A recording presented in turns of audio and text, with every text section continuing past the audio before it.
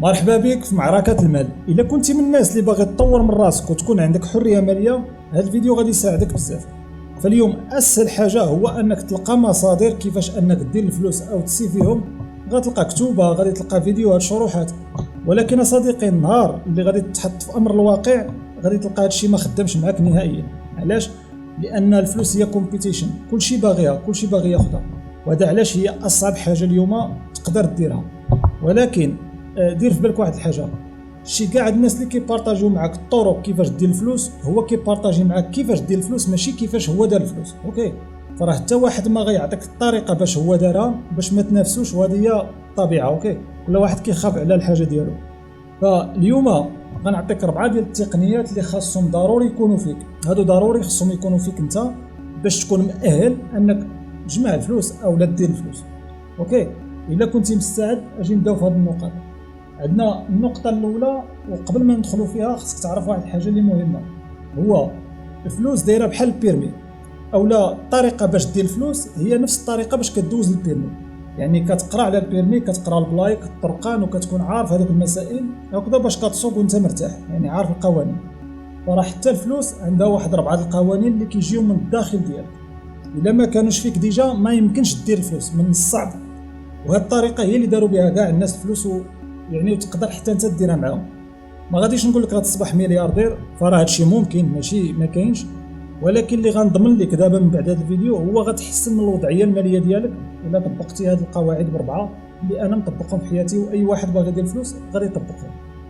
فاجي نبداو. فعندنا هنا اول حاجه اللي هي واي. علاش اصلا باغي الفلوس؟ قدر يجيك سؤال غريب، ماشي هو هذاك، ولكن علاش؟ راه بصح خاصك تعرف علاش. الا كنتي باغي دير الفلوس غير باش تبان، ولا باغي تخسرهم، ولا باغي تشري الديور، راه ما يمكنش ديرها، فهمتي؟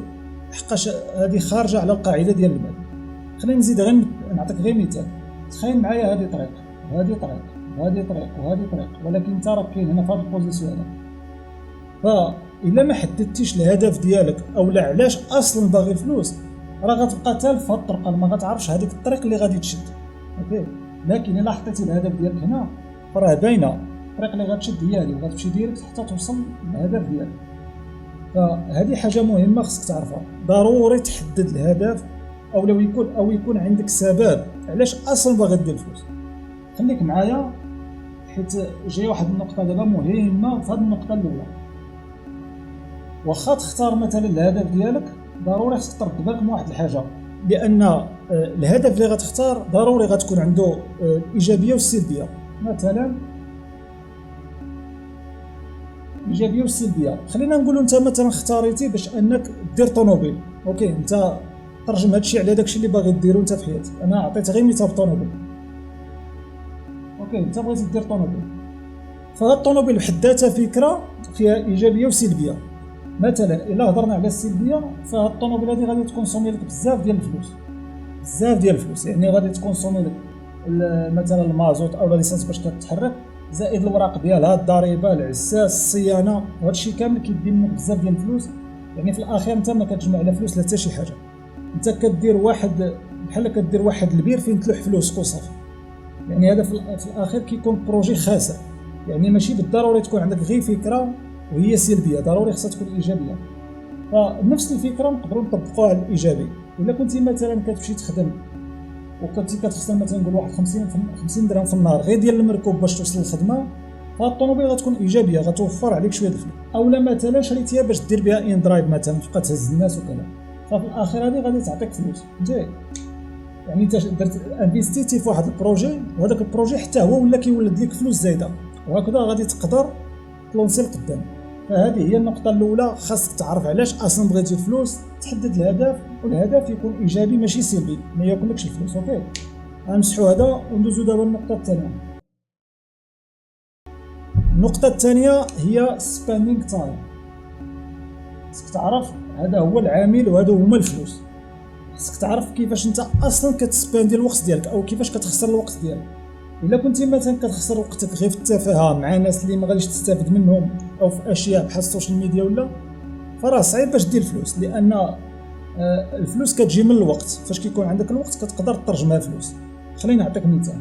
انت عندك الوقت، اوكي، فهاد الوقت هذا تقدر تخدم مثلا مع شي واحد، نقولوا عندك ساعه خدمتي معاه مثلا ب 20 درهم غير مثال، فهاد الوقت هذا تقدر تحولو كاش موني. اوكي، كتحولو الكاش في نفس الوقت، يعني كتخدم مع واحد خونا مثلا داك الساعه كيعطيك الفلوس، يعني كتشدهم في يديك تما. وفي نفس الوقت كاينه طريقه اخرى، هو مثلا تانفيستيهم بشي حاجه اللي غادي تعطيك الفلوس من بعد. يعني مثلا الا تعلمتي مثلا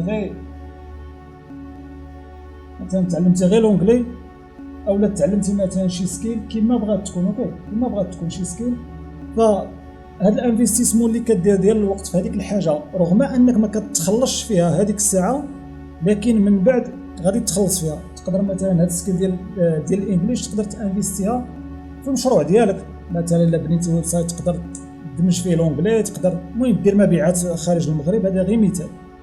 ونفس الوقت الا تعلمتي شي صنعه فراه بها باش غتدخل الفلوس. يعني الوقت ديما خاصك ترد معاه البال، هذا هو العامل الحقيقي ديال انك دير الفلوس. اما كتصرفو كتاخذ فيه الكاش، والكاش كتانفيستيه في شي حاجه اللي انت باغي توصل ليها، يا اما هذاك الوقت اللي عندك شايط كتسبانديه مثلا في شي سكيل، تعلم به شي حاجه او تقرا شي حاجه اللي غتساعدك في هذاك الشيء اللي باغي توصل. فهذه هي الخطه الثانيه اللي خاصك تتعلم لها. كاينه واحد القاعده بالانجليزيه كيقول لك تايم از ماني، ماني از تايم، يعني راه نفس الشيء. يعني الوقت راه هي الفلوس، والفلوس هي الوقت، تقدر تبادلهم بعضياتهم الا عندك اي وحده فيهم. فهذه النقطه الثانيه خاصك ديرها في بالك وتركز عليها، كيفاش كتخسر الوقت ديالك حتى هو غيكون واحد العامل كبير كيفاش انك دير الفلوس. نمسحوا هذه وندوزو للنقطه اخرى. دابا غادي نهضروا على سباندينغ موني. اوكي، الا عرفتي عاوتاني هاد النقطه هذه كيفاش تستغلها راك غادي دير الفلوس. اما الا كنتي ما فاهماش ما عمرك غديرهم، حيت كيفاش كتخسر الفلوس هي اللي كتحدد واش غدير الفلوس. مثلا انت خدام 100 درهم، ولكن انت كتصرف مثلا 90 درهم في النهار، فانت في هذا البروجي هذا راك خاسر. زي اوكي، يعني كتصرف انت اكثر من داك الشيء اللي انت كتدخل، وهكذا عمرك ما غدير هاد الفلوس. تقدر مثلا نقولوا تصرف 40 درهم، كتكون خارجه على الفواتير وداك الشيء والشهر ديالك وكل شيء، ضروري خصها تبقى مثلا داك 60 درهم. وهاد 60 درهم ماشي كديرها في القلوشه، كتجمعهم داك 60 درهم حيت غيوليو في الاخر بزاف، وكتانفيستيهم في هذاك البروجي اللي انت باغي. فهمتي كيفاش؟ يعني الطريقه كيفاش كتخسر الفلوس هي اللي غتحدد واش غدير الفلوس. الا كنتي مثلا كتخرج كل نهار كتقهوى، كل نهار كدير شي حوايج اللي هما شايطين ماشي بالضروري ديرهم. نعطيك غير مثال، الا كنتي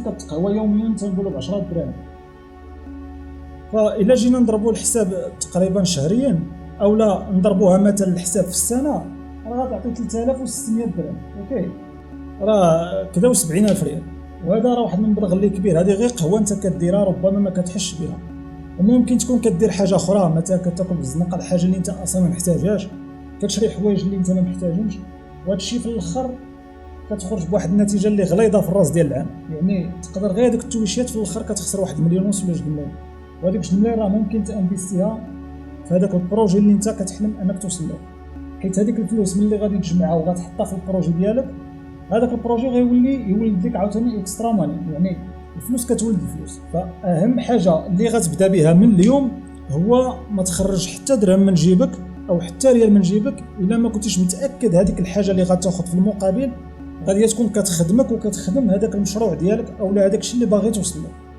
اما الا كنت غير كتصرف غير بطريقه عشوائيه راه ما عندك فين غتمشي. انا ما كيهمنيش واش تكون مثلا خدام ولا ما خدامش، لان الفلوس غادي طيح في يدك باي طريقه ما، وباي طريقه ما غتخرج هذيك الفلوس من يدك. يعني تما فين كاين القلب، كيفاش كتشدها وكيفاش كتطلقها. الا كنتي فهمتي هذه النقطه هذه غادي تطور من الناحيه الماديه ديالك. كيبان لي هذه صافي خرجنا منها. ندوزو للنقطه الرابعه اللي هي الاخيره وهي اللي مهمه وغادي نهضروا فيها بواحد الطريقه مختلفه. غنمسحوا هذه النقطه الاخيره او التحدي اللي تابعك دابا، هو اللي بزاف الناس ما كيبغيوش. يعني يقدروا يكونوا عجبوك هاد الثلاثه وشتيهم معقولين، ولكن هذا الرابع هو اللي صعيب، هو اللي خاصك تبين واش بصح باغي دير الفلوس ولا غير كتخربق. وهي سيد او لا حافظ على الفلوس او تجمعها او ديرها حسبها كما بغيتي. فإلا ما عرفتيش كيفاش تسيفي الفلوس ديالك راه ما عمرك غادي دير بهم شي حاجه. نعطيك مثلا، عندنا بزاف د العادات كنديروهم يوميا كنديروهم. وعلى سبيل المثال اللي عطيتك قبل، القهوه 10 دراهم كل نهار انت ما محتاجش ليها. اوكي، تقدر تخرج تجلس في جردة، بزاف د الحوايج كاينين حلول. علاش ما خاصكش تمشي للقهوه؟ حيت انت ديجا مثلا يلاه باغي توصل لواحد الحاجه، فراه ما خاصكش تخسر فلوس. فراه غير القهوه بوحدها قلنا غتاخذ لك 3600 درهم. هذا راه بادجيت كبيره بالنسبه لك انت عاد بادي من الزيرو. نعطيك عاوتاني غير مثال حسبوا يصلح ولا ما يصلحش. هو مثلا الحسنه ديال الراس، انا 7 سنين ما مشيت عند الحلاق غير باش تعرفها. وهذا الشيء ماشي دايره باش نجوع على الفلوس، لا، هو انا كنانفيستي في حوايج اللي هما كبار. ما عنديش انا مشكل في الفلوس نمشي نحسن، ولكن الراحه ديالي كتبقى هي اهم حاجه. انا كيعجبني نحسن راسي، وهذيك الفلوس كيتسيفاو وكيمشيو لبلاصه اخرى. فمثلا تقدر توفر تقريبا 1200 درهم. الا كنتي مثلا كتاكل السندويشات غير 10 دراهم في النهار، يعني خارج العاده ديال الاكل ديالك كلها، حتى هي غتخرج لك عاوتاني واحد 1200 درهم في العام. وهكذا كتبدا تجمع غير هذوك داكشي البسيط اللي انت كتخسرو وما كتحش به، كتلقى في الاخر راه تجمع واحد 20000 درهم. اوكي، في الاخر غادي تجمعها. فهاد 20000 درهم راه غادي تعاونك بزاف في هذاك البروجي اللي باغي دير في حياتك، غادي تعاونك بزاف، غتكون هي الدافع ديالك. فإلا عرفتي كيفاش تسيفي الفلوس راك عرفتي كيفاش انك دير الفلوس مستقبلا. ضروري تاخذ هاد الامور بجديه. خليني نعطيك واحد النقطه. واحد الوقيته كنت باغي نشري انا هادي، دخلت الامازون باش نشريها، لقيتها دايره تقريبا كدا 40 دولار او 50 دولار، ولكن باش توصلني الترونسبور ديالها بوحدو داير 50 دولار، يعني غتوصل ب 1000 درهم باش توصلني للدار، وربما تقدر توقف في الديوانه ولا شي حاجه. فعجباتني، ولكن ما عجبنيش الثمن باش غتوصلني. 1000 درهم جاتني بزاف، يعني ما تستاهلش 1000 درهم. 1000 درهم مشيت عند دروغري شريت جعبه ديال القادوس، هاد راه جعبه القادوس باش تعرف. شريت لامبات ديالها، قديتها بوحدي، زوقتها قديتها تقريبا 20 دقيقه قديتها. هي دابا عامين وهي شاعله ليلا ونهارا، ما كاينش مشكل. اوكي، فانا هذيك 1000 درهم سيفيتها، وفي نفس الوقت حصلت على نفس داكشي اللي بغيتو بجوده احسن من هذاك الشيء اللي كنت انا غادي نشري. اوكي، الاخرى كانت ديال الزاج، هذه ماشي ديال الزاج، هذه ديال حاجه اخرى اللي ما غاتهرش. فهاد الشيء اللي بغيت نوصل لك، وهذا الشيء انا كنديرو بزاف ديال الحوايج في حياتي. وهاد الفلوس اللي مثلا كنسيفيهم كنحطهم في واحد البروجي اللي غليظ، كنحطهم فيه باش مستقبلا تمشي مزيان ما ترجعش للور. اوكي، فهاد 4 القواعد الا طبقتيهم في حياتك غادي بصح دير الفلوس. راه ما كاين ما يكذب عليك حتى شي واحد يقول لك اجي نوريك كيفاش دير 1000 دولار، اجي نوريك دير مليون. فراه الاغلبيه باغي يبيع ويدير هو هذيك الفلوس. يعني الاغلبيه ديال الناس اللي كيوريك دير هادي باش دير الفلوس، فهو راه كيدير الفلوس من هذاك الشيء اللي كيقول لك، ماشي من داك الشيء اللي كيوريك تمشي ديرو، غير باش تكون في بالك. فبالنسبه الا بغيتي تحسن الوضعيه الماليه ديالك، راه هاد 4 ديال النقاط هما اللي عندك في الحياه، ما عندك حتى شي حاجه اخرى. الا كنتي كتقرا كتوبه ولا كذا، غادي تاخذ افكار، ولكن ما عمرهم غادي يعطيوك هذاك الاكسس للفلوس. الفلوس حاجه اخرى. كنا هضرنا بان الفلوس ان خصك تزيد معها السكيل وهاد اللعيبات، هذاك الشيء شغلك، خدمتي ما خدمتيش شغلك، ولكن هادو كيجيو من الداخل ديالك قبل من انك تلقى خدمه وقبل من اي حاجه. حتى لهنا غادي نقول لك تهلا ليا في راسك، غنكونوا سالينا الفيديو، نشوفك شي فيديو واحد اخر.